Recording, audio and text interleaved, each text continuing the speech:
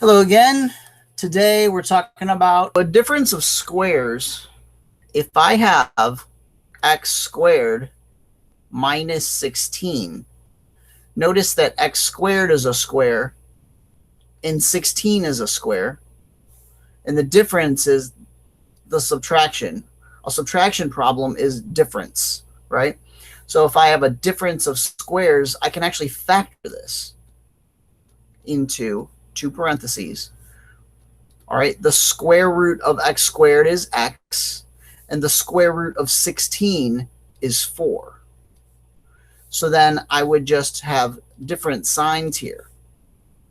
Notice that if I did FOIL on these, first would be x squared, outer would be negative 4x, inner would be plus 4x, and last would be negative 16.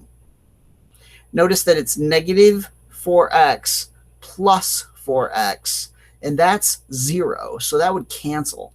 And I'm only left with x squared minus 16, which is what I had to begin with. So the answer to this, if you're looking to factor a difference of squares, would look like that when you factor x squared minus 16. All right, next, let's say I have x squared minus 36. All right, so let's say I want to factor this. I'm going to factor it into two parentheses.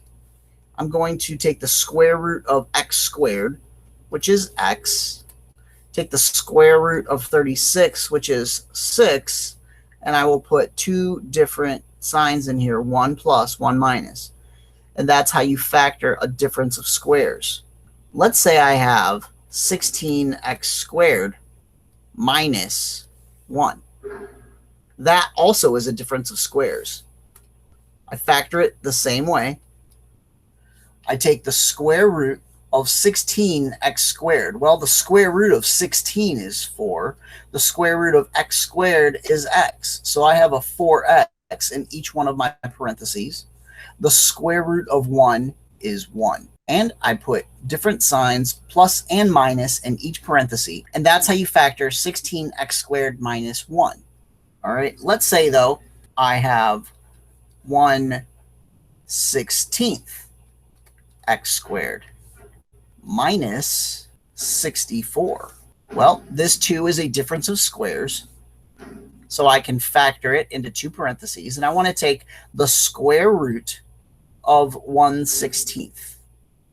Well, remember that 1/16, I can take the square root of the top and the square root of the bottom, and that's going to give me 1/4. So the square root of 1/16 is 1/4. The square root of x squared is x. Now I need the square root of 64. Well, that's 8.